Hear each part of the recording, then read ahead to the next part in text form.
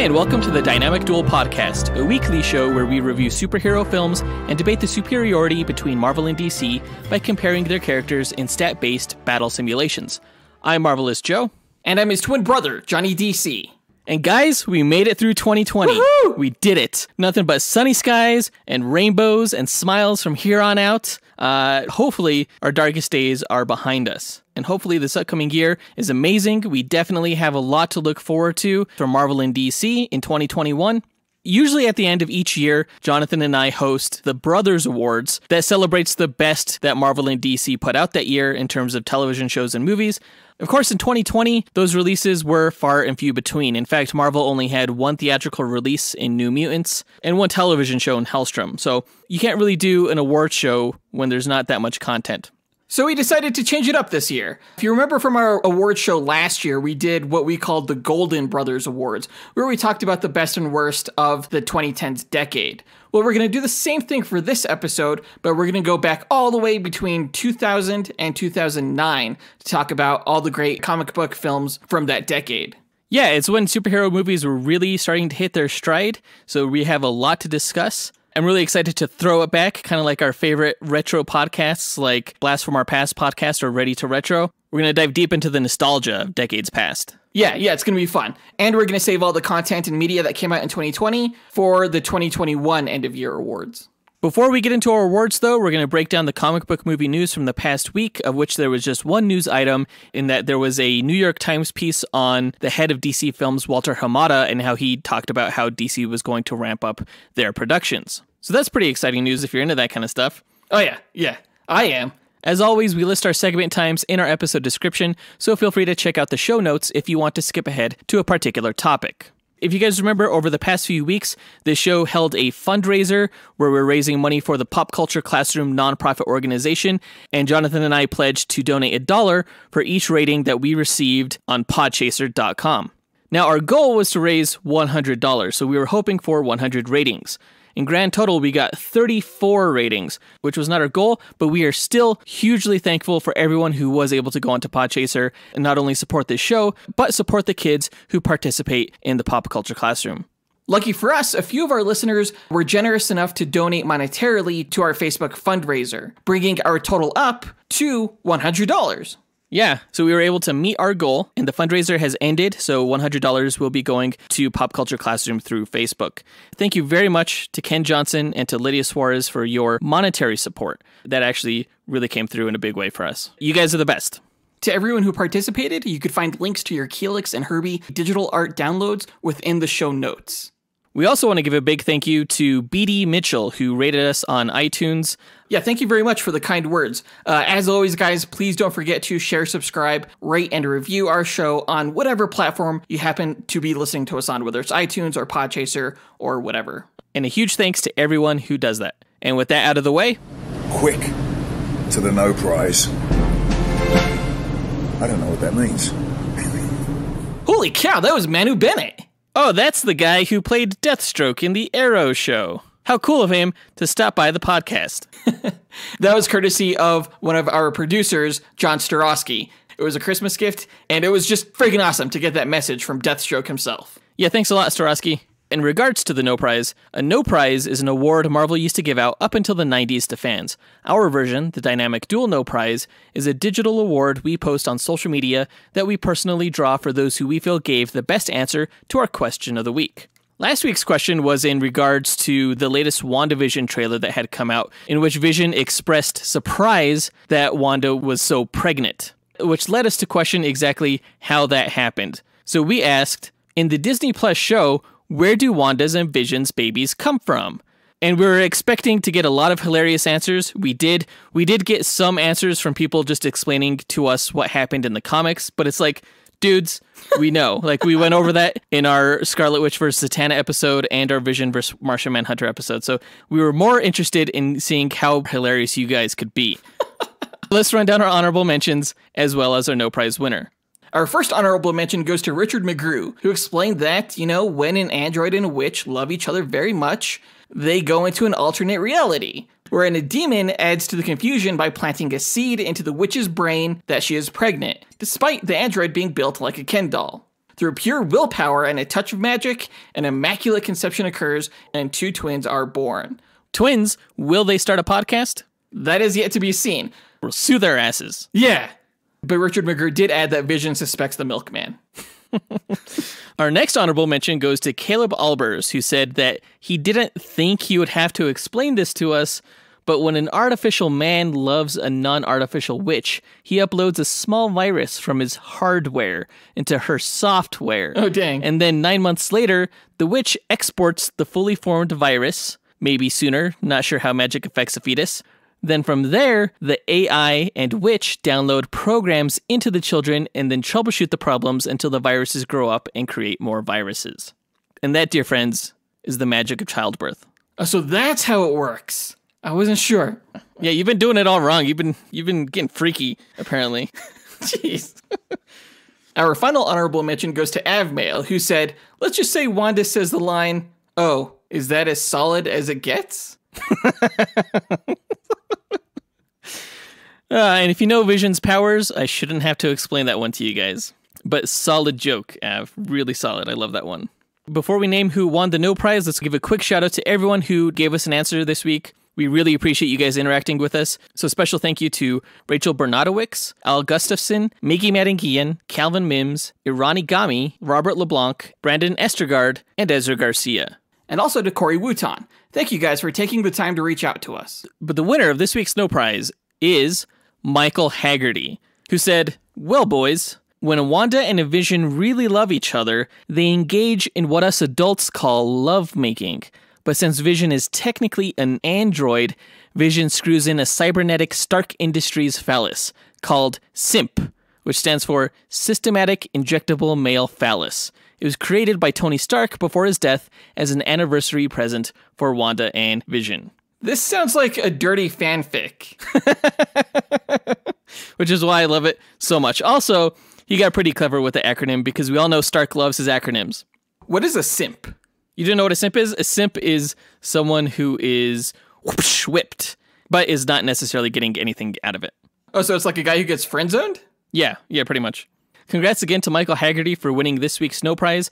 If you, the listener, want a shot at winning your own No Prize, stay tuned to later on this episode when we'll be asking another question of the week. And now that that's done, on to the news. That was my best Manu Bennett. I can't do it.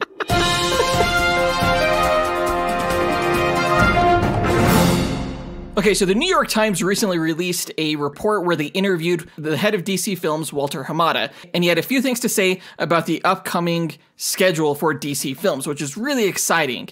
He said that starting in 2022, DC plans on releasing 4 major theatrical films every year going forward, as well as 2 additional DC films exclusively on HBO Max, which is a ton of DC films and content. it's too much.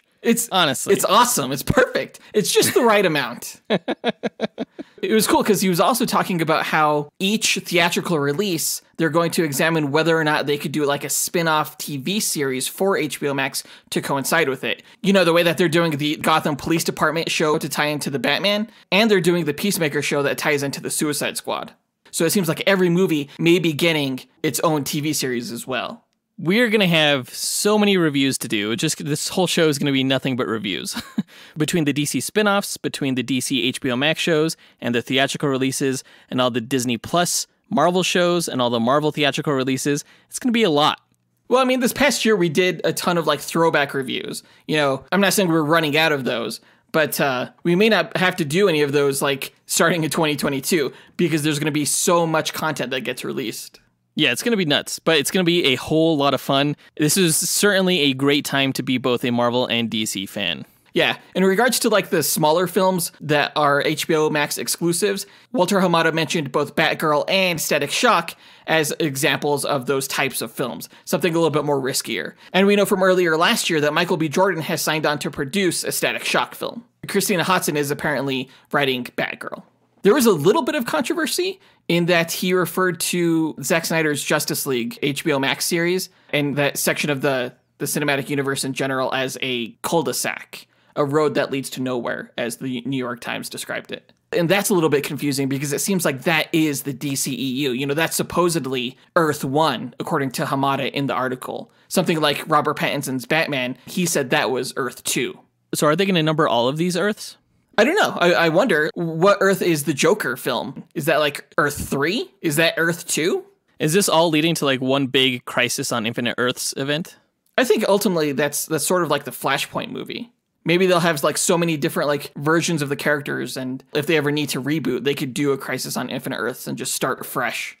Now, the CW shows recently did their own Crisis on Infinite Earths, and that was pretty huge. All the different cameos and participants they were able to get in that. They even got Ezra Miller from the Justice League movie in there. Right. So you would think that a theatrical release along those same lines would be like twice as large and could potentially out-epic Avengers Endgame. I would love to believe that if Marvel wasn't doing the exact same thing with their films, you know, introducing the multiverse and everything. Fucking copycats. Hey, don't hate the comic book movie players, hate the comic book movie game, you know? I'll hate the players. Kevin Feige. Do you think audiences will be confused by the DC multiverse? Walter Hamada doesn't think so. He actually said in the article he thinks that audiences are sophisticated enough to understand. And I think the fact that both universes are doing it, you know, people will catch on. Now, do you think the fact that in a multiverse where any number of Batmans can exist, does that make some of them feel expendable? It does, honestly. And, you know, that's sort of what they explored in the comics after the New 52 reboot with the Earth 2 comic. That comic starts off with Superman, Wonder Woman, and Batman dying, and then, you know, seeing what other heroes kind of take up their mantle. So I think you could still tell interesting stories. You know, as long as Batman exists in one universe and he's being done well, I don't really see a problem with that. You know, think back to like Justice League Dark Apocalypse War. The entire universe ended, and how interesting was that story? That was a great story. It allows you to tell stories that you couldn't normally tell. That's absolutely true. It'll be an interesting few years. Really looking forward to what 22 and beyond brings us. Of course, there's still a lot to look forward to in 2021, now that a majority of 2020's release dates have been pushed into this year, and we are just going to be jam-packed with reviews from here on out, it seems like. And that brings us to our question of the week. What Marvel or DC live-action film are you looking forward to the most in 2021? Morbius, Zack Snyder's Justice League, Black Widow, Venom 2, Shang-Chi, The Suicide Squad, The Eternals, Spider-Man 3, and maybe Black Adam? Yeah, we still don't know when that one's coming out, but hopefully this year. And although Justice League is not technically going to be a film, we're going to treat it as such, I guess, for the purposes of this question.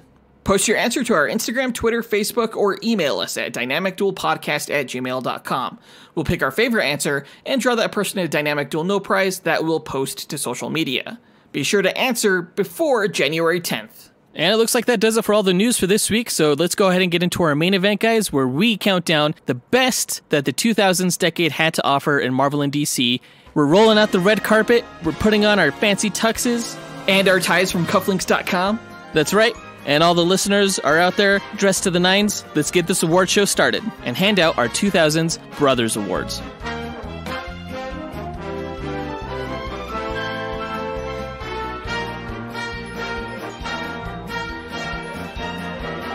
Okay, I'm so excited to count down the best that the 2000s decade had to offer. 2000 to 2009 were really where superhero films were starting to become viable as a popular film genre.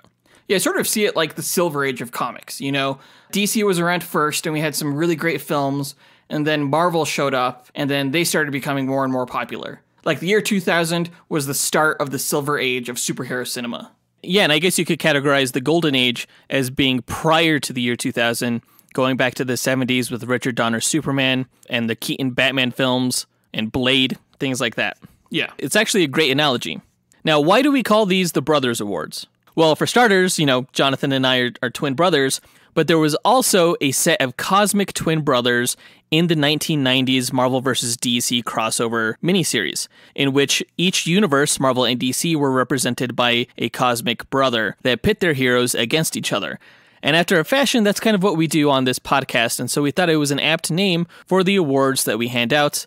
If you guys check out our Instagram or any of our social media accounts, you'll see that we actually create images for these awards, and the award statues are in the shape of those cosmic brothers. It's pretty cool. You should check it out if you don't follow us on social media. Someday it will get that 3D printed, because that would be a dope statue to have. Oh my god, that would be amazing. I got to talk to some people.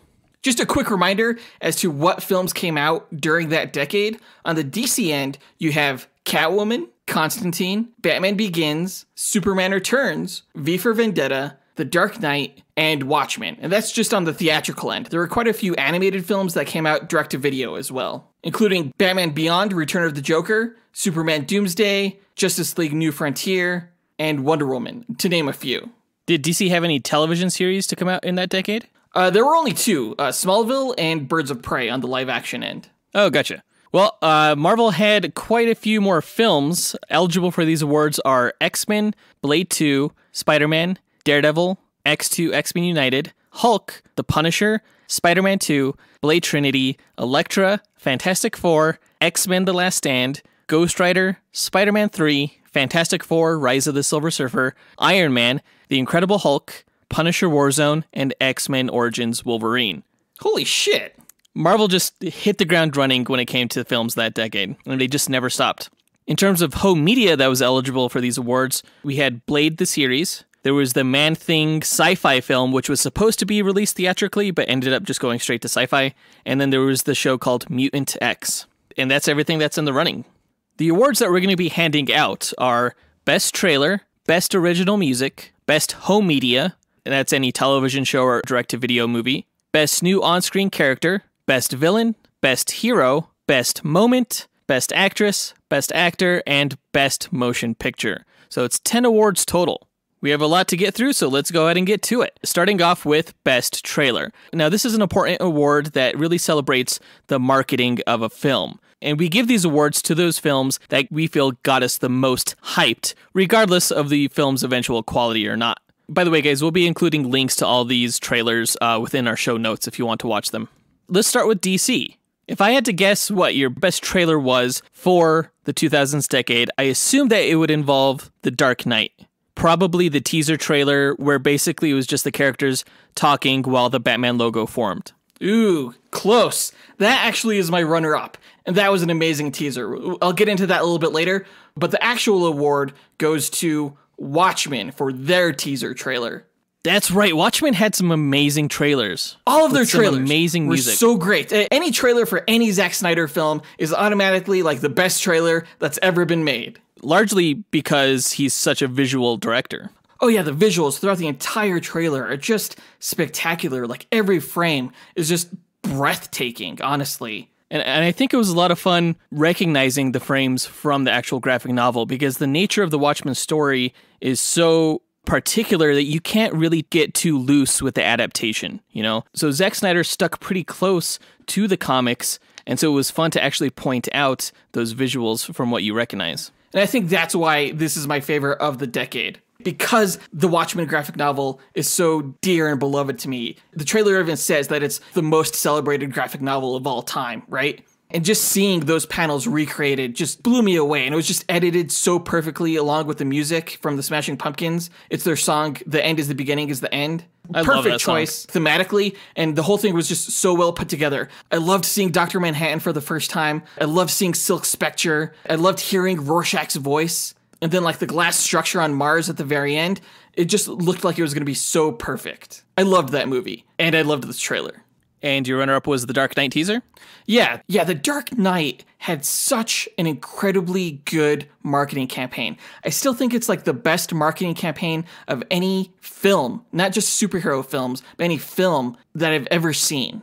The way they had audiences solve these mysteries online and put together these clues and everything to reveal their marketing material was just brilliant. And that was how I first saw this teaser trailer. But I also still remember seeing it for the first time in theaters. I knew what the trailer was right after the bat. I wasn't expecting it. But the way the whole theater just reacted to not only the Batman logo just being revealed with like these flashes of blue light, but also the Joker card at the very end when the Bat logo exploded. The whole theater just erupted. And it was just such a magical moment because it was like, yes, everyone loves DC.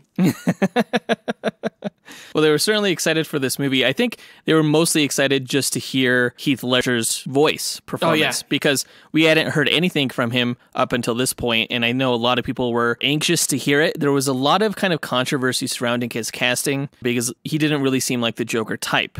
And to hear his voice done so well, I think just got people pumped. Oh, yeah. Definitely me. Just did not disappoint. So what was your worst trailer of that decade? I think it's probably going to come as no surprise that it was the trailer for Catwoman. The movie was awful. That trailer was awful. Specifically, the official trailer. It starts off with the main character, Patience Phillips, being yelled at by her boss. And, you know, she's really set up as this really timid character. But then, of course, you know, she becomes Catwoman and then she starts hissing at dogs. It was like from this trailer, I knew that it was going to be just so bad. Like, the jokes didn't work. It was just, like, overly sexualized, or they were trying to make it so, from the costume to, like, the banter between Benjamin Bratt and Halle Berry. It was just awful. Yeah, it's funny because the cuts in a trailer are so quick just due to the nature of trailers themselves. You know, they have a lot of visuals to get through within a minute or so time period. But little did we know that the Catwoman film itself actually did make a cut in editing like every second in the movie. It was like nauseating. Ugh. I have a feeling that Catwoman is going to get a lot of your worst awards. Oh yeah, it's going to get quite a few. Honestly, the film is just embarrassing. Now, if I had to guess what the best Marvel trailer was for the 2000s decade, I'm going to say it was probably the original Spider-Man teaser trailer, the one where the helicopter got caught in the webs. Holy shit, how did you guess that? How did you know that? I usually suck at this. How did you get that? It was just a guess. I don't know. That was an incredible trailer. And it was so tragic that they had to pull it because of 9/11. Yeah, you know, understandably so. The 9/11 tragedy was a horrible event in our nation's history, and you just can't show that so soon after a tragedy of that magnitude. Now that we've had about 20 years time from it now, I think it's nice to actually look back on the images of the Twin Towers with a little bit of bittersweet fondness for how things used to be back then. And the image of a helicopter being stuck in a giant web between the towers is quite iconic. Yeah. Now, the trailer starts off very much unlike your standard trailer. It seems to be telling a story of a bank robbery, and you're not really quite sure where it's going. These guys rob the bank, they escape in the helicopter, they're getting away. When I saw this trailer in the theaters for the first time, it was with the Final Fantasy movie. I was just confused. I didn't know what to think. I was just going along for the ride, and their helicopter started getting pulled, and it didn't even register with my brain that it was being pulled by a line of webbing. And it wasn't until we see the shot of the helicopter stuck in the web that I realized, holy shit, this is for the upcoming Spider-Man movie. And then you see his face, and his costume is perfect, and he does the thing with his hands, and he shoots out a web from his hands, and it sounds and looks exactly how you always thought it would from reading those comic books, and you see him web swing for the first time. Yeah. Everything about this blew my mind, and my heart was just racing at what to expect from the superhero genre in the years and decades ahead. Yeah, the web swinging was amazing. It was so much cooler than I thought it would be, you know, just imagining it from the comics. Yeah, I got vertigo on that shot. The first time I saw it in theaters, I was like, whoa, this camera's like high up in the middle of the cityscape, but it's like upside down and it's like tracking his movement. And the song that they put it to for this trailer was from The Matrix. It was that Lunatic Calm song. Such a cool song. Yeah, it's called Leave You Far Behind, and it's apt that the first line in that song is, I want to take you on a roller coaster, because that's what the camera motion was like. It's such a great trailer. If you guys haven't seen it, definitely check it out in the link in our show notes. My runner-up award goes to the Iron Man teaser trailer. It was the very first trailer that we got for the Iron Man film, and I just remember being blown away by it. At that point, it was still kind of unclear as to whether or not Marvel would be able to produce films of quality, because this was their first time doing it. They weren't a movie studio in their own right, so I think a lot of people were questioning whether or not these films would be any good. And this trailer not only proved that these movies were going to be good, but it proved that they were going to be better than most of what we were seeing be produced by other studios. It had A-plus talent in Robert Downey Jr., and this was the first we got to see of his performance, and it was quirky and hilarious, like how he didn't like to be called the Da Vinci of our time, but he liked the nickname Merchant of Death. Yeah, that was funny. We got great music in it. There was the Filter song, Hey Man, Nice Shot, and there was, of course, Black Sabbath's Iron Man, which for some reason I didn't think that they would ever get the licensing rights to, but obviously they did, and it worked out so well. You could really tell that Marvel was just bringing their A game in a way that other studios weren't. And I remember at the time, like, Iron Man wasn't the most popular character, you know? He definitely wasn't like Wolverine or Spider-Man or the Hulk, you know? So I thought they did a really good job of establishing his origin for audiences who weren't familiar with him, and they just made him come across as like the coolest superhero ever. They did such a good job with this. My worst trailer goes to the Punisher teaser trailer. Now, this is for the movie that came out in 2004 starring Thomas Jane. The teaser was filmed very early in production before Thomas Jane had even dyed his hair, so the quick glimpse that we see of him within this preview, he's blonde, which I remember confused a lot of fans. But my issue with it is its brevity and seeming cheapness, I guess. Yeah, it's a very simple teaser.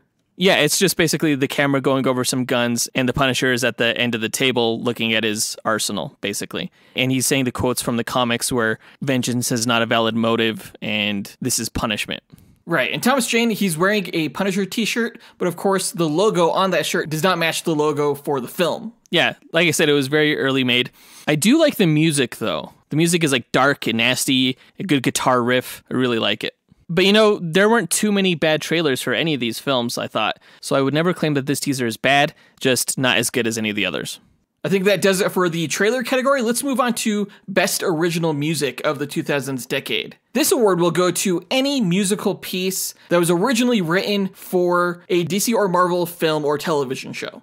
Now, if I had to guess what Marvel's best music was for the 2000s decade, I would say it was probably the X-Men 2 score? No, actually, I'm giving it to Danny Elfman's Spider-Man song called Main Title. It was the main theme for the Spider-Man movie.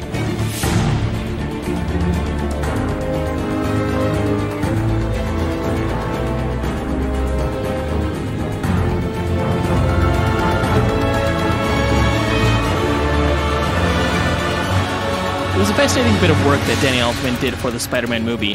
The score was simultaneously heroic, yet mysterious, and a lot of the instruments and the way they were played, I think, evoked the movements of a spider, from a spider crawling to a spider swinging. I think it's just a brilliantly composed piece of work.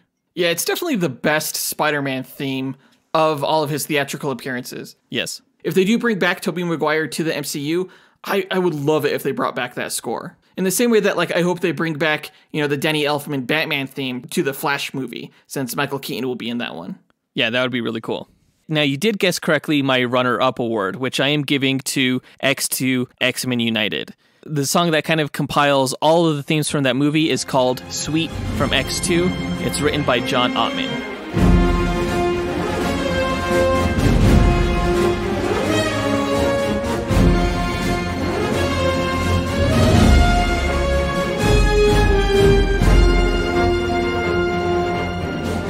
Now, I think this score blew away the theme from the previous X-Men film. This score, I think, comes close to meeting the coolness of the 90s television theme song, the one that went dun-dun-dun-dun-dun-dun. Yeah. This one does seem a little evocative of that because it's like dun dun dun dun dun. So there's some similarities there. But ultimately, I think that's a good thing because it made you think a little bit of the cartoon.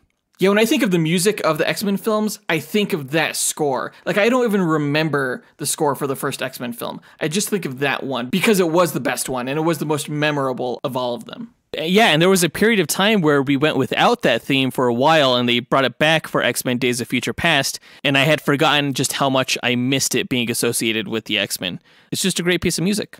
Now, what would you say is the worst piece of music from the 2000s decade for Marvel? That, without a doubt, goes to the song from the 2004 Punisher movie called The Skull. It was the main theme from that movie.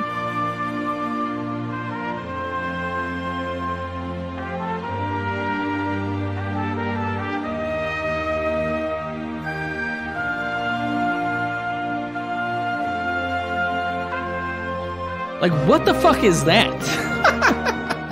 Like, after that great, like, hard rock, angry sounding music that we got for the trailer, this is what we get for the actual movie. That does not fit the Punisher at all. I remember it was composed by some Italian composer who did like a lot of westerns. Yeah, his name was Carlo Ciliotto. And I just don't think that he really understood the vibe that the character was supposed to give off. I think he was trying to go for like this tragically heroic kind of theme, but it wasn't the Punisher. No, yeah, it's definitely off-brand. Yeah, so much so that it actually took me back in theaters a little bit. I was like, what, is this the right movie? But the song, to its credit, does swell and build and add a lot more percussive layers as it goes on, but it doesn't leave the best first impression, and overall the song, again, is just off for both the tone of the movie and the tone of the character. Now let's move on to the DC Music Awards. If I had to guess the best piece of music from a DC film in the 2000s decade, I'm going to guess that it was composed by Hans Zimmer for Batman Begins. I forget the names of those songs that he did, but I know that the main theme for Batman from Batman Begins was a really cool piece of music.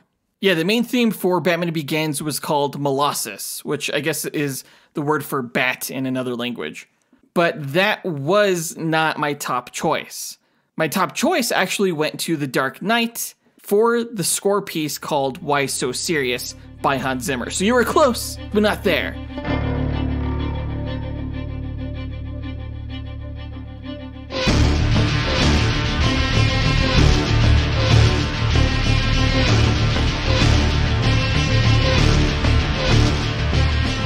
The score from this film just sounded so different from anything else that was being produced in film at the time. Hans Zimmer is just a creative master of his craft. And I think the themes he made for the Joker specifically were so unique, particularly Why So Serious.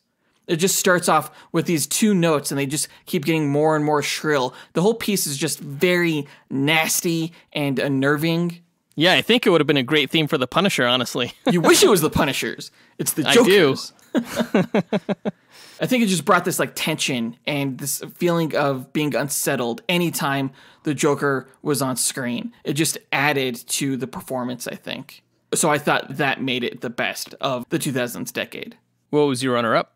My runner-up goes to Evie Reborn from the film V for Vendetta, composed by Dario Marianelli.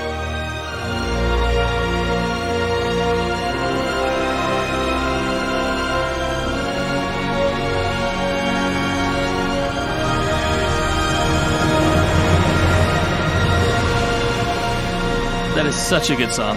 It is unbelievably good. And I know it's been used in other trailers for other films since this film came out. Like Why So Serious, it builds and it builds continuously, but instead of being unsettling or unnerving, this one is just so passionate. The swelling of this one is just so moving, like deeply.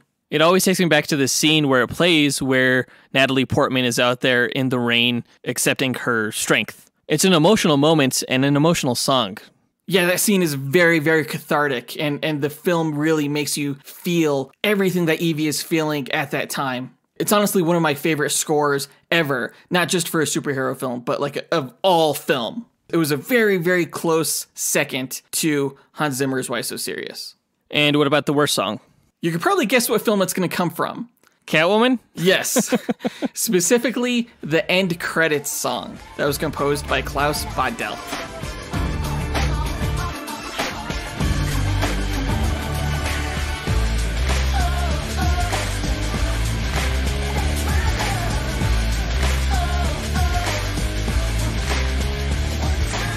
That's horrible.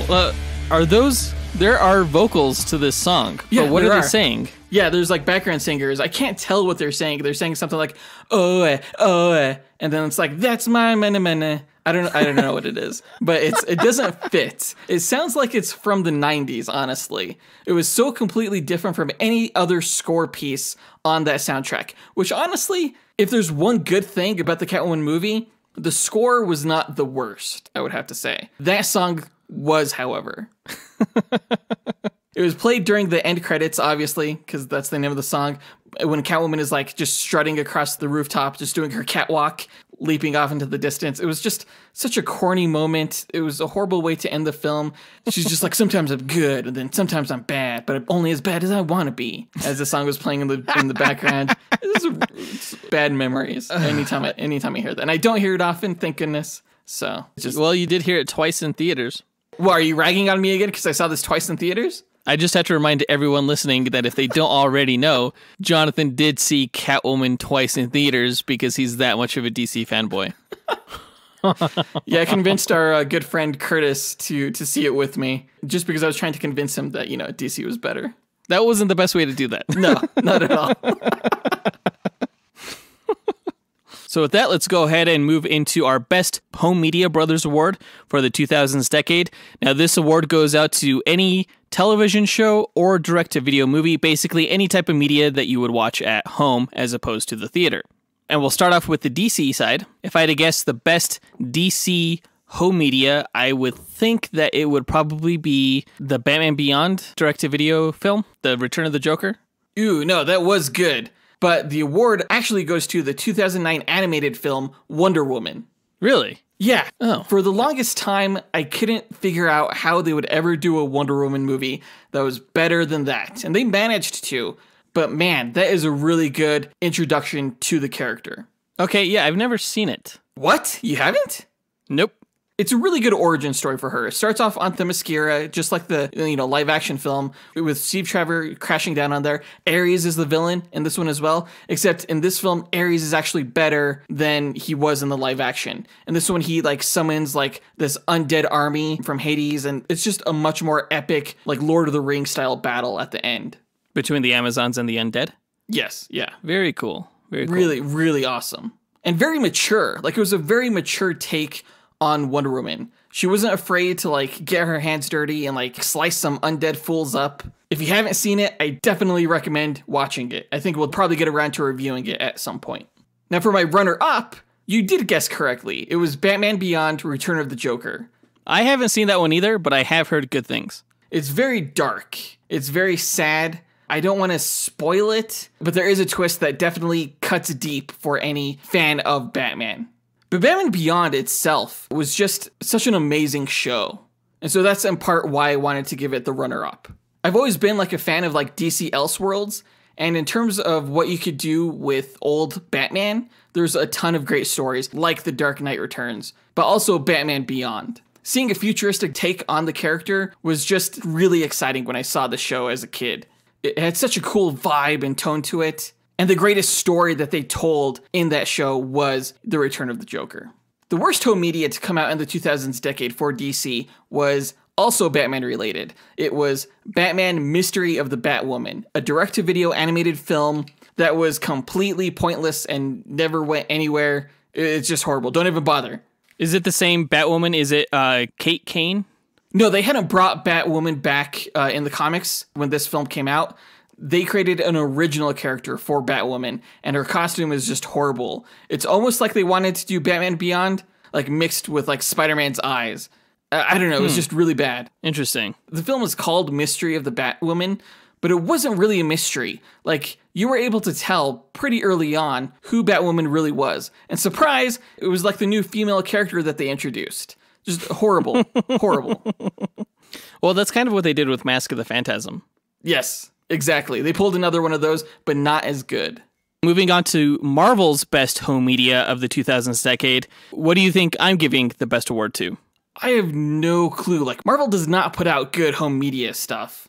Not really. Well, that's all going to change with Disney+, but I would say that the exception to that rule would be Blade the series that came out in about 2006, I believe. I thought that show was horrible. That's why it got canceled so early. No, it got canceled because it was expensive and Spike TV couldn't afford it. The show was actually pretty decent. It was a lot better than Blade Trinity. It starred a rapper called Sticky Fingers from the rap group Onyx, and he did a decent job considering that all you need to do to play Blade is act tough. The production value on the show is actually pretty decent, and it was actually written by David Goyer and Jeff Johns. Oh, I didn't even know that. Yeah. If you love Blade and you love Blade 2 and you were horribly disappointed by Blade Trinity, I would suggest picking up Blade the series and checking those 13 episodes out. My runner-up, now this is actually a controversial choice because I had two other options and they both sucked, but one of them I enjoyed a little bit more than the other. So the runner-up award for Best Home Media for Marvel goes to the sci-fi movie Man-Thing. Really? You've always said that you've hated that. I do hate that movie. It is a horrible, god-awful movie, but I give it the runner-up for two reasons. The first reason being that it has boobs, and the second reason being that the character design of the Man-Thing creature was actually pretty freaking awesome. He looked really, really good in that movie. It was a horror film, right? Yeah, it's a horror film. So for those two reasons, I give it runner-up, and those two reasons only. Because everything else about that movie really sucked in terms of the story and its faithfulness to the source material. The worst home media goes to a television show called Mutant X, which was this kind of X-Men spin-off. It was tangentially related to the X-Men, but only marginally so, even though it was produced by Marvel Television and Avi Arad. They actually kind of gotten a lot of shit for it because it's Fox Studios that owned the television rights to use the X-Men, and that's why this show only lasted like a couple of seasons. But it starred a bunch of horrible no-name actors doing their best to look as ridiculous as possible using their cheesy powers. One of them could shoot lightning, one of them could alter their density, one of them could turn into like a cat, kind of, had cat powers, and the other one was a telepath. I remember seeing like a few episodes of this, and I didn't think it was that bad. To me, a lot of the early 2000s shows like this reminded me of the cheese factor of like Hercules' Legendary Journeys or Baywatch or something like that. Yeah. That's what this was like. Yeah. It wasn't like a Smallville level of quality where things were kind of cheesy, but for the most part, they took themselves seriously and they tried to be as cool as possible with their Easter eggs. This was just shit and an attempt to cash in on the X-Men movie franchise that had just started. Wait, so the characters you described, those were original creations? Those weren't characters from the comic? Correct. Yeah, they were original. What the hell? Yeah, it was bad. But that does it for Best Home Media. Let's go ahead and move on to the best new on-screen character that was introduced in the 2000s decade. This is going to be a hard one to do because most, if not all, of the characters involved in the qualifying material, it was introduced between 2000 and 2009. Yeah, basically everyone except for Batman and Superman. And Blade. So taking that into consideration, I'm going to say that your new on-screen character award for Marvel will probably go to Wolverine. That is correct. I mean, there are a lot of options here, but only so many that stand out. You know, there's Wolverine, there's Spider-Man, there's Iron Man. I could have given it to any of them, but in the end, I went with Wolverine because A, Hugh Jackman's Wolverine helped kick off the whole superhero movie genre in this decade, and B, he was the longest lasting, making films up until 2017's Logan. I just thought he was tremendously portrayed. He was so cool, such a great character. I liked his portrayal even more than Tobey Maguire's portrayal of Peter Parker Spider-Man. So I decided to give it to Wolverine. Yeah, I would agree with that. I think he's really like on par with Robert Downey Jr. as Iron Man. Funny that you should mention Iron Man because he's the one that gets my runner-up award. Since Iron Man came out in the year 2008, toward the end of the decade, he didn't leave as lasting an impression within this time frame, but obviously Robert Downey Jr. just exemplified Tony Stark in a way that surpassed all of our expectations and became the new face of a new franchise in much the same way that Hugh Jackman did. Can I guess what your worst one was? Sure. Was it Topher Grace as Venom? No. It was Ryan Reynolds as Deadpool. Oh. Now, I'm not talking about the new series of movies that came out starting in 2016. I'm talking about Deadpool as he was first portrayed by Ryan Reynolds in the X-Men Origins Wolverine movie, where he looked more like Baraka, you know, with the swords that came out of his wrists, and he had the optic blasts, and he just looked like an idiot. It was not Deadpool. It was the most horrible rendition of Deadpool that you could think of. And they still make fun of that in the Deadpool movies about how bad that was. Yeah, it's a true feat how they were able to like 180 that. How they were able to make Ryan Reynolds Deadpool cool after that abomination. Yeah, or as Adam Speas referred to him as an abortion. Jeez. In our review of X-Men Origins Wolverine, which we did with our special guests, John and Adam from the Blast from Our Past podcast. You guys should definitely listen to our review of that movie if you want to have a good laugh. Moving on to DC, I think the best new on-screen character for DC in the 2000s decade probably was Batman, as portrayed by Christian Bale. No, since we're talking about new on-screen characters, I didn't consider Batman since we have seen him in prior decades played by Michael Keaton and Adam West. That's right. You had mentioned that earlier. Yeah. And so because of that, I'm giving the award to V, as in V for Vendetta, played by Hugo Weaving. He's such a cool character. Like, he's almost as cool as Batman. And he left, I think, such an impact on society that, you know, his mask, his Guy Fawkes mask, is now like this anonymous symbol of freedom, like around the world and the interwebs. And it doesn't hurt that the movie was really, really good, I felt. It didn't set up like any kind of franchise or anything like that or any opportunities for a sequel. It was just a standalone story. But the character is kind of lasting in a way that kind of goes beyond the story of the film. Good point. Yeah. My runner-up is actually Dr. Manhattan from the film Watchmen. Oh, I know why. What? No. I was most looking forward to seeing him in the film just because of his display of powers. Like, he's like the only character in the story that really has any kind of visually impressive abilities. What did you think was the most visually impressive? Dude, do not project onto me what you're thinking. All right, I'm talking about like the blue skin and the light and just... Oh, yeah? The blue skin? Yeah. Oh, my gosh. Am I going to be able to get through this? I had no idea. Anyway, just, being able to see him on screen was just really cool, along with all of the other characters from Watchmen. It was a hard decision to make for all of them because they're all great in their own way. But Dr. Manhattan, I think, was the most visually impressive. Which part do you think impressed you the most?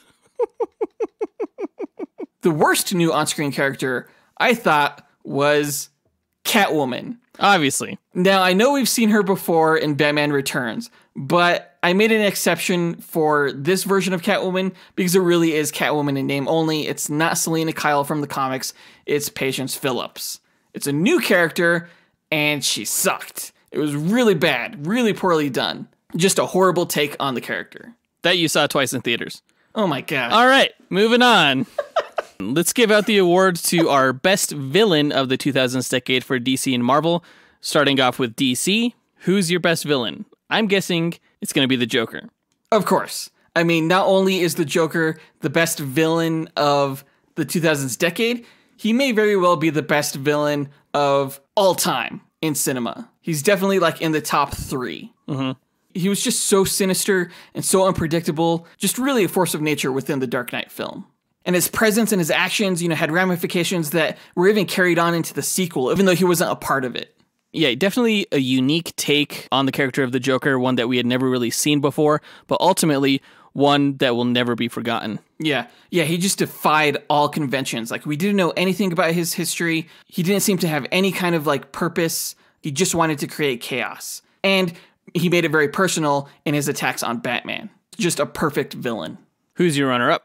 My runner-up was also from The Dark Knight, Two-Face. Oh. Harvey Dent was really the heart of that film, and his story is just so tragic. I thought the combination of both him and the Joker was a really good one, and I thought Two-Face was almost as frightening as the Joker.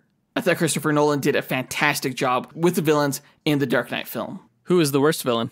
The worst villain comes from the film, you guessed it, Catwoman. It was Sharon Stone's character, Laurel Hader. She was a makeup mogul and model, and it was just really freaking stupid. That's right, the makeup made her skin, like, rock hard, and that was her superpower, right? Yeah, like, marbleized her skin. And that was, like, killing people, but, like, she kept using it, so she just ended up, like, with super durable, strong powers. Super stupid. She wasn't even from the comics. Like, she was an original villain that they made up for the movie, along with Patience Phillips. I don't know why that movie exists. It's horrible. Worst villain. Now, when it comes to Marvel for their best villain of the 2000s decade, it's probably nothing from the MCU, because all of their early villains kind of sucked. I wouldn't say that. So I'm probably going to go with Dr. Octopus from Spider-Man 2. Actually, it's going to Magneto, who was a lasting presence in all the X-Men films, especially in X-Men 1 and X-Men 2. He was so great in X-Men 2. X-Men 3, he was okay. That whole movie had a lot of issues, which we break down in our review of that movie. But Ian McKellen was just great, and he was a force to be reckoned with, and it was charismatic and somewhat sympathetic due to his troubled backstory. You could see where he was coming from in his actions. Magneto has always been one of the most contemptible, yet understandable of all antagonists. Yeah, Ian McKellen is great as the character. So is Doc Ock your runner-up? Yes, he is. Yep, Dr. Octopus, played by Alfred Molina in Spider-Man 2, was an amazing villain. From the character design to Molina's performance to the action scenes, everything about the character was just amazing. Yeah, I'm really excited to see his return in the MCU. He absolutely is too good to just stay in one film. Yeah, absolutely. And we may be doing a duel with Dr. Octopus here soon, maybe within the next couple of weeks, maybe 2 weeks exactly. Who knows? Maybe. We'll see. The worst villain for the 2000s decade, I'm giving to Howard Saint, who was portrayed by John Travolta in the 2004 Punisher movie. Now, I do feel a little bit bad coming down so frequently on 2004's Punisher film. I do think that while Thomas Jane was a great Frank Castle, everything else about the movie was just kind of crap, including Howard Saint. Now, I can't remember, was he a character from the comics? No, he was an original character made for the movie, and he was just so generic that it hurt. Especially when you're used to Punisher writers like Garth Ennis, where the Punisher is always going after like these crazy, eccentric human beings. To get someone who's pretty much a standard mob boss in Howard Saint, and kind of a cheesy one at that. It wasn't Travolta's best performance. It just served to remind me how more interesting the Punisher could be. Now, maybe they went a little bit too far in the other direction with Punisher Warzone and that movie's portrayal of Jigsaw, but I think they found the right balance within the Punisher Netflix television series. Oh, yeah, for sure. I remember being like really unimpressed by Howard Saint in the film, like when his Cuban allies came and just like started pushing him around in the movie. I was like, what the heck is this? Isn't this guy supposed to be like the ruthless like main villain of the movie? Right. It was just a really weak character. Yeah. But enough about the Villain Award. Let's go ahead and move on to our Best Hero Award, where we celebrate the most heroic characters of the 2000s decade. What makes a hero? Well, sacrifice, perseverance, bravery, all that stuff. And with that in mind, I would probably say that your best hero of the 2000s is probably Iron Man? Nope, I'm giving it to Spider-Man. Dig it! I knew I should have gone with my gut. Spider-Man, portrayed by Tobey Maguire in the first 3 Spider-Man films, I think showed a lot of heart. I think he was really put through the ringer in all of his films. And still managed to come out on top and save the girl and save the day. And I thought he was a great inspiration and heroic in a way that a lot of the other characters from this decade weren't. Iron Man, again, was a great hero, but I did give Iron Man the award for the 2010s decade. That's right. So he couldn't get it twice. Again, his movie came out so late within the 2000s that I didn't think his movie had as much of an impression overall through those years specifically. Mainly, his influence was toward the next decade. Therefore, do you know who my runner-up is? Wolverine? Yep, that's correct, Wolverine.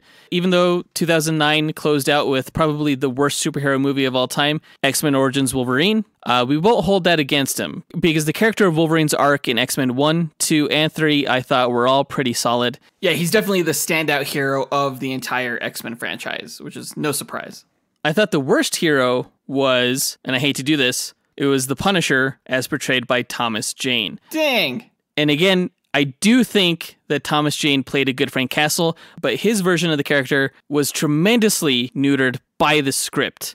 The majority of that film's runtime had him go on this really strange blackmail scheme, which is so uncharacteristic of the Punisher. Like, he's looking around this fake fire hydrant for half the movie when he should have just been taking guns to the Saint family the same way guns were taken to the Castle family. Yeah, it's way more efficient. Yeah, Punisher is way too efficient to be hiding earrings and shit, you know? Yeah. I was really disappointed with how they portrayed the character in that story. Again, I was not disappointed with Thomas Jane's portrayal of the character at all. But when I look at the list of all the hero characters that were in these movies, he was the most unlike the version from the comics than all the others. Plus, blackmailing people isn't very heroic. Yeah, it wasn't even really clever. Moving on to DC, I'm going to guess that your best hero was Batman.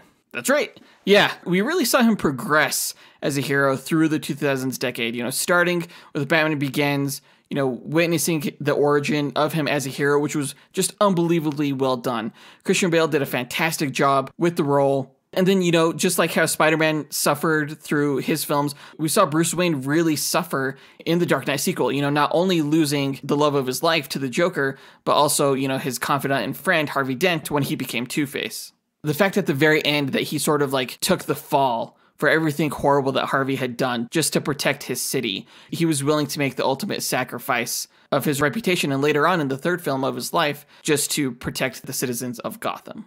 I think he's absolutely DC's best hero of the 2000s. He also won the award for the 2010s. Yes, he did. Give someone else a chance, jeez. Batman's just awesome, dude. He's just awesome. The runner-up for this award was actually kind of a challenge to figure out. I was thinking of giving it to one of the Watchmen characters, but the whole hero-villain dynamic in that story is pretty complicated. So I ended up going with none of those characters and going with Constantine. Oh, I thought you were going to say Superman. No. Now, with Constantine, you know, Keanu Reeves' take is a very different one than the character in the comics. But what they did get right is that, you know, he's a reluctant hero.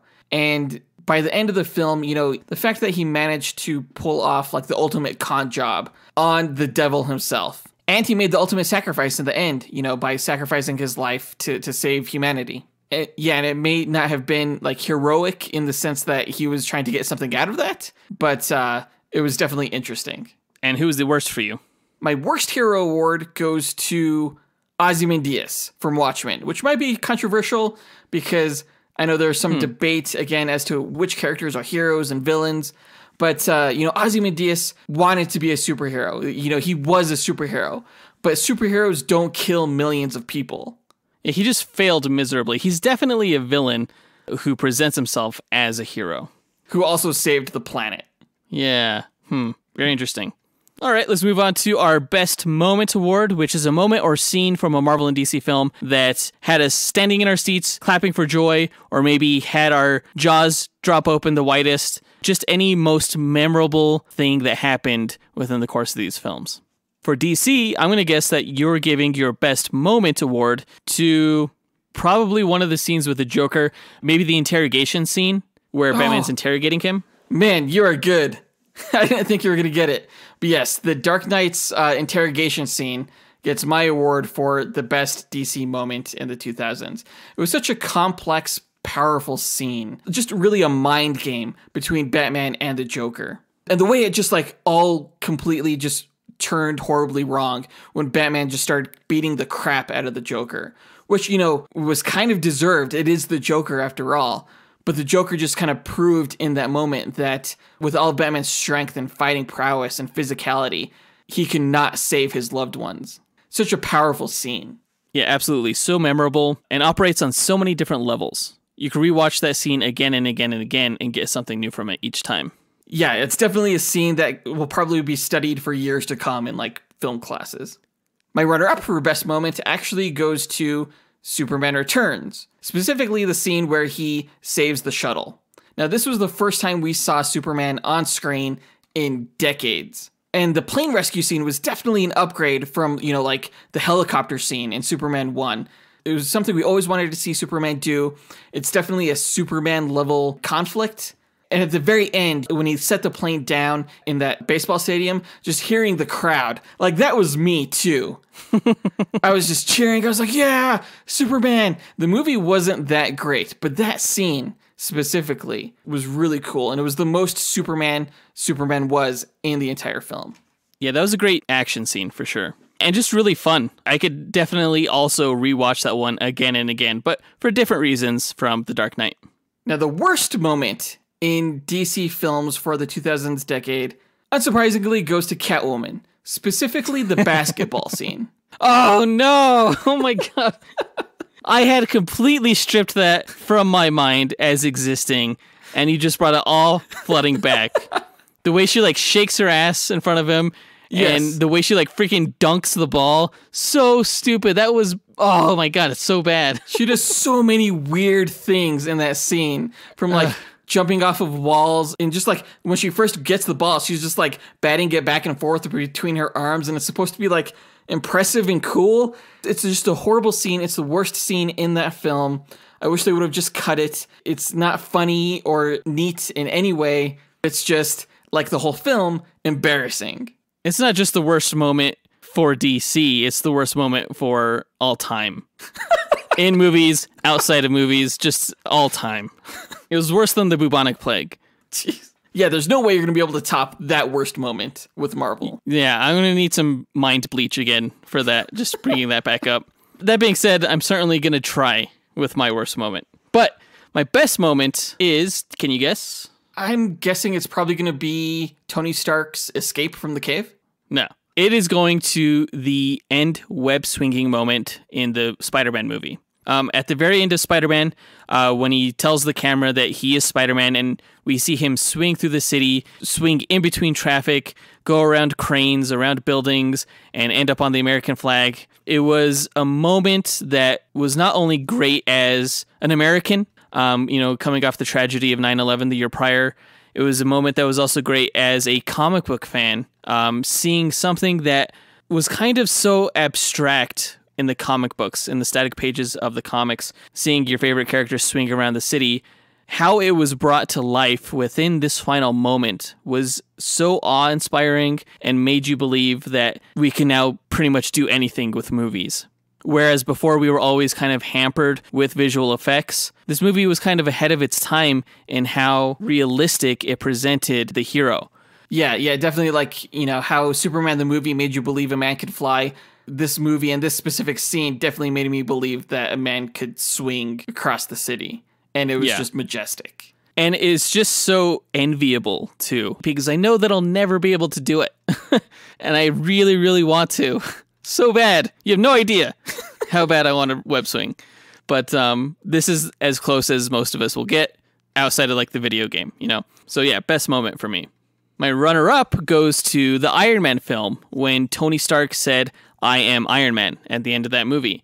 I thought it was an incredibly bold decision on behalf of Marvel Studios to kind of forego a lot of the tropes that we had seen in previous superhero franchises.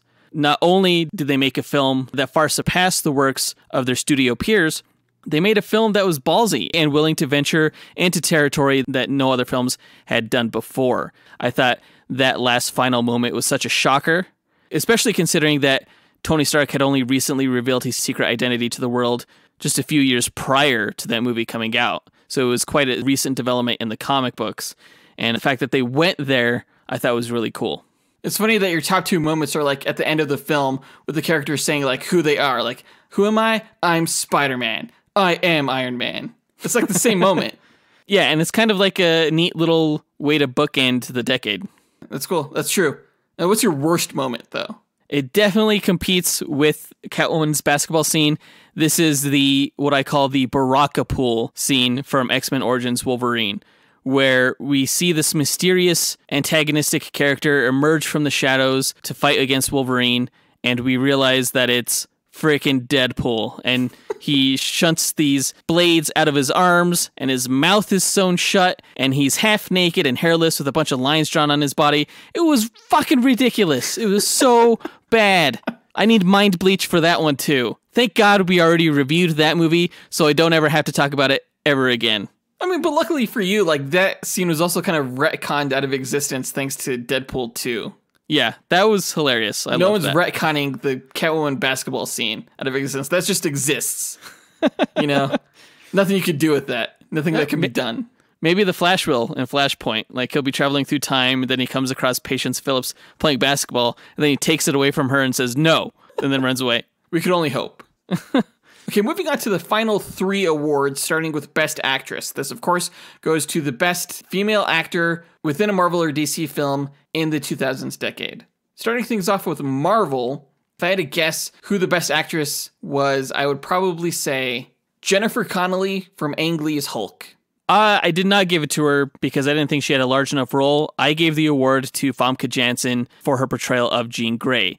I won't hold X-Men 3 against her because, like with Thomas Jane's Punisher, I think she was a victim of the weak story. That being said, I do think that she did turn in a good performance within X-Men 3, especially where she was like seducing Wolverine in one moment and then asking him to kill her in the next. I thought that was pretty powerful performance.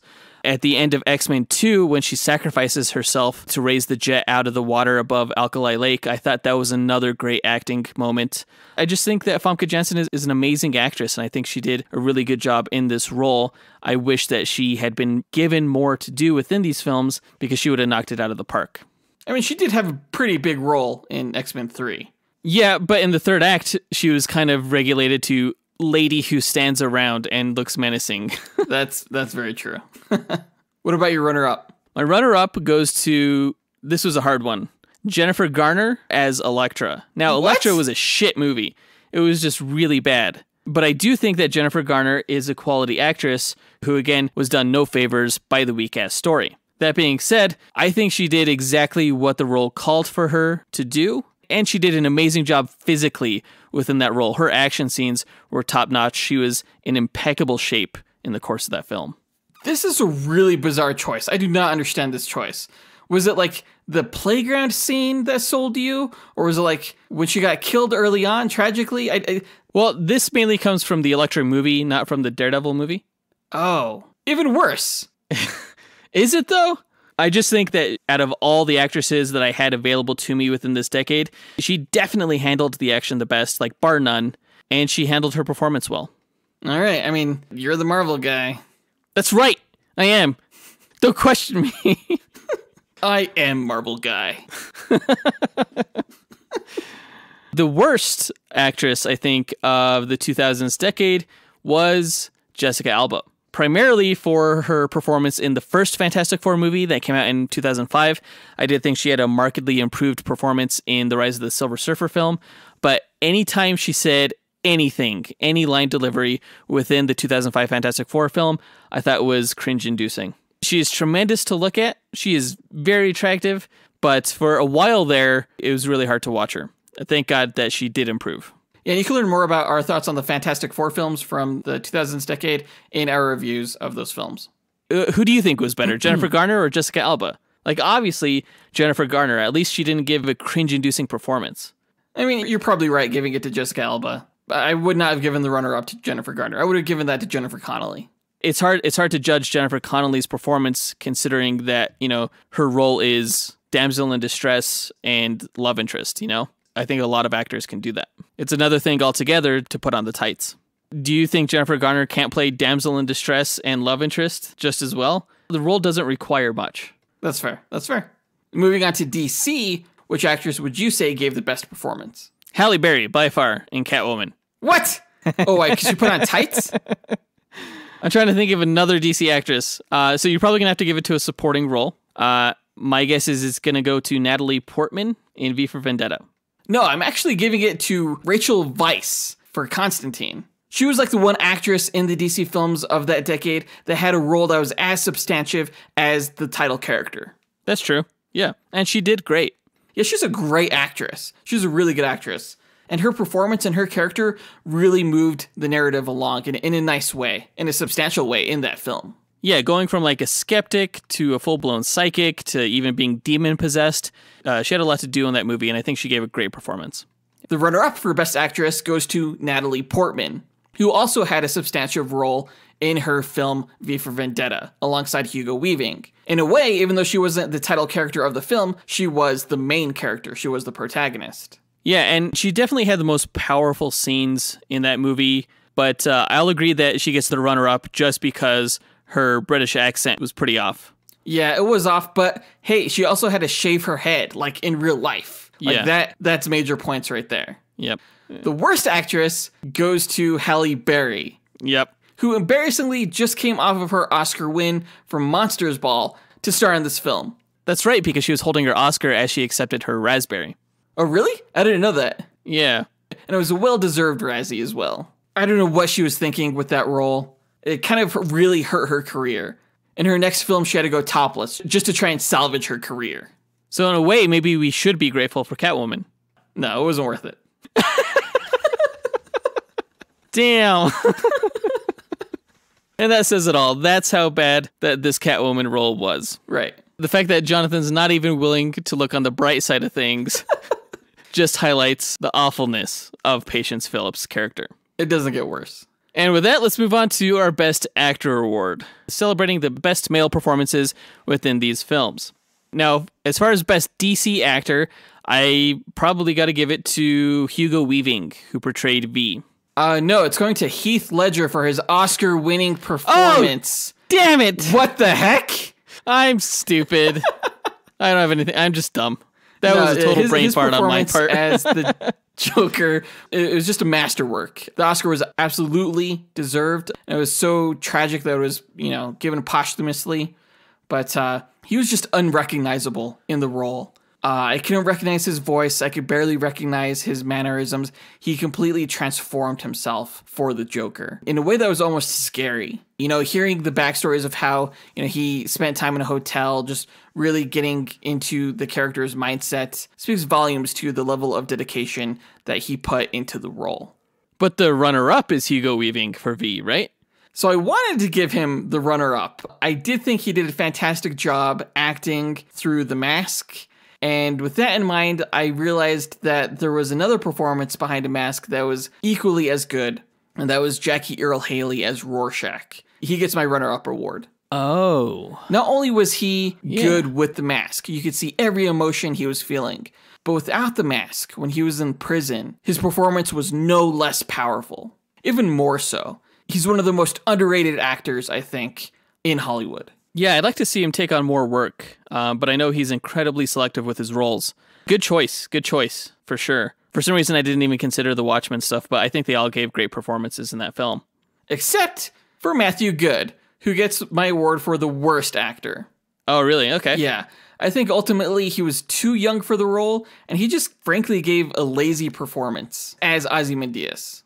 Yeah, it was a little off. He didn't quite strike me as the character from the comic books. Maybe a little bit too pompous, even though that's one of the defining traits of the character. He really took that trait and ran with it. You're right. I didn't think Matthew Goode was a good match performance-wise or physicality-wise. You know, he was just a little bit too scrawny for a guy who was supposed to be at, like, peak physical condition. Yeah. But that's the best and worst from DC in the 2000s. For Marvel, I think that the best male performance was given by Robert Downey Jr. You may be right, but I'm giving the award to Hugh Jackman. Mainly because Robert Downey Jr. got the award for the 2010s decade. Oh, gosh. And I wanted to give it to Hugh Jackman because I do think that Hugh gave just as solid of a performance, but that his performance was more influential within these early superhero movie years. That's fair. I mean, even in X-Men Origins Wolverine, he gave a great performance. Yeah, he was definitely the best part of that movie. So it kind of swapped it. So for the 2010s Brothers Awards, Robert Downey Jr. got the best actor, and Hugh Jackman got the best runner-up. And now it's Hugh Jackman gets the best actor, and RDJ gets runner-up. The worst actor goes to Wes Bentley, who played Blackheart in the 2007 Ghost Rider film. Oh, yeah. I totally forgot about him. That's crazy, because Wes Bentley is a good actor. Yeah, he is. I really liked him in A Beautiful Mind, and he's been good in a lot of things. But in this movie, he was just fucking horrible. Holy shit. Like, I wanted to give this award initially to Nicolas Cage, but then the more I thought about it, Wes Bentley was way worse. Like, Nicolas Cage was interesting, to say the least, but Wes Bentley was cringe-inducing. He was just horribly miscast, I think. You know, he couldn't pull off serious and brooding. He couldn't pull off, like, darkly playful. He couldn't pull off the idea that he was possessed by hundreds of evil people. It's just, he couldn't pull off anything. It was really bad. But yeah. So now time for our last award of the evening, or morning, or whatever time of day it is when you're listening to this podcast. The Best Picture award is an important award, especially when you're considering the entire decade. Picking a Best Picture or a Best of anything within the course of a year is fairly simple. But when you're thinking of 10 years, you have so many more choices to pull from, and therefore it's harder for any film to get this prize. It's a big deal, is what I'm trying to say. Yeah, it's a very prestigious award. Way better than an Oscar. Way better. Now, Marvel had so many films to come out in the 2000s decade. To choose the best one is no small feat, but I'm going to have to say it would be Spider-Man 2. And you would be correct. Really, I mean, obviously it came down to either Spider-Man 2, X-Men 2, or Iron Man, right? Out of those three, I think Spider-Man 2 was more influential to the genre, was the most emotionally resonant, and had the best villain. It was such an enjoyable film from start to finish, and yeah, we went through that whole thing where Peter Parker loses his powers and walks to Singing in the Rain, but I felt like that sort of dorky, jokey humor was very much in keeping with the spirit of Peter Parker. They definitely took that too far in the subsequent film when he's like dancing down the sidewalk and in the jazz club. For sure.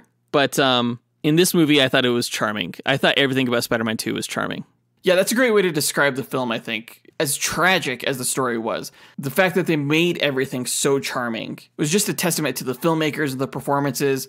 I think absolutely was the best film for Marvel in that decade. So yeah, it definitely deserves the award. My runner-up goes to X2 X-Men United. I was really torn between giving it to X2 or to Iron Man, and in the end I chose X2 simply because I think it helped define the decade more than Iron Man did. X2 had great action, it had an amazing story, just an incredible story, probably still the best X-Men film story to date, telling a tale that felt both relevant and thrilling, and villain-wise, freaking Brian Cox crushed it as William Stryker. I just love everything about that movie.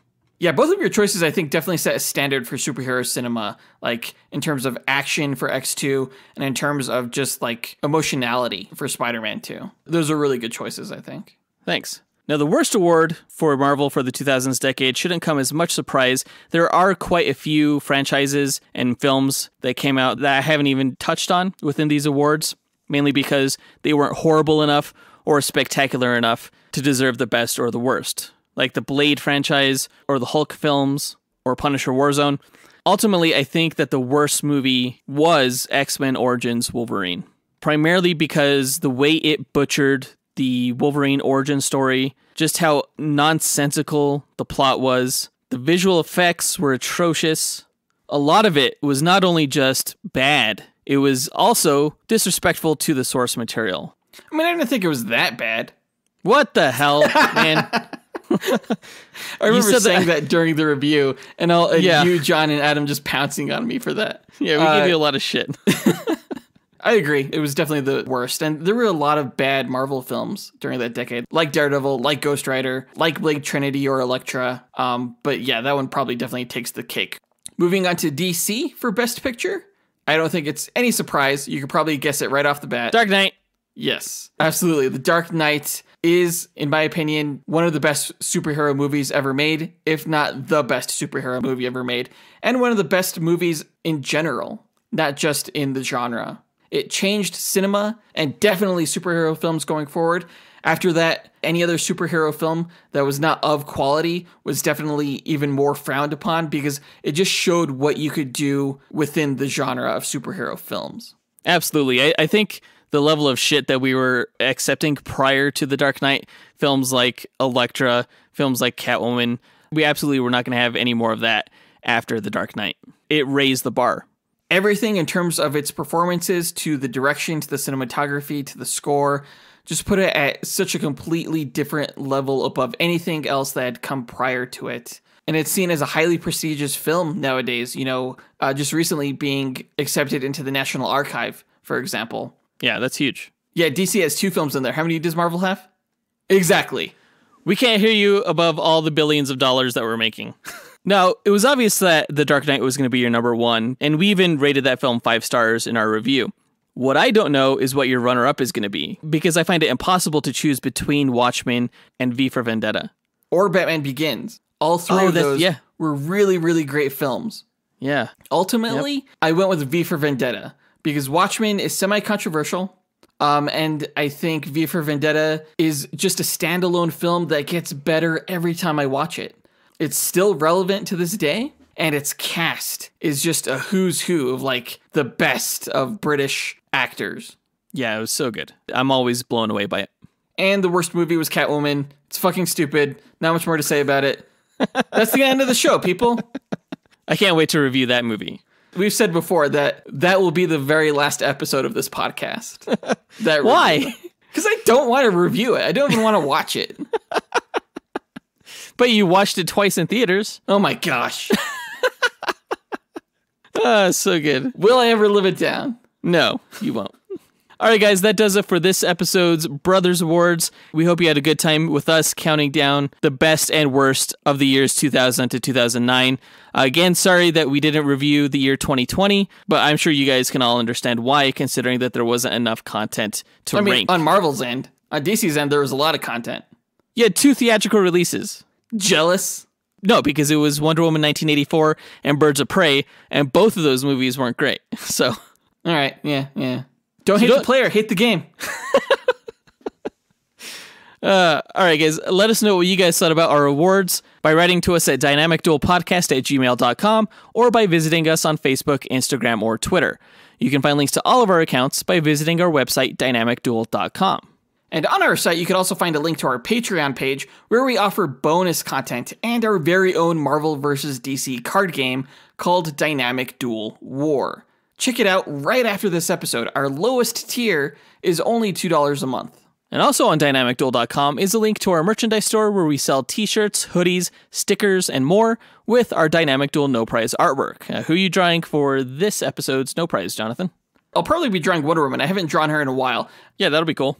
Going through these films from 20 years ago kind of made me nostalgic for the movies that came out around that time, so I thought it would be cool in our next episode to review the 2002 film Spider-Man, starring Tobey Maguire. And we're going to be joined by a special guest and our good friend Max from the Ready to Retro podcast, who's going to help us review the film. Yeah, he runs an awesome nostalgia podcast recounting the films from the late 80s, the 90s, and the early 2000s, and we just know he's going to be a blast to help us review Spider-Man. So look forward to that next week. We want to remind everyone to, again, please subscribe to our show if you haven't already, or please leave a rating or review on your platform of choice. Sharing the show on social media or in person is also a big help for us. But that does it for this episode. We want to give a big thanks to our executive producers, Ken Johnson, Jace Crump, John Starosky, John Speas, Isaiah Bethune, Zachary Hepburn, and John Bechinina for helping make this podcast possible. And we'll talk to you guys next week. Up, and away. True believers.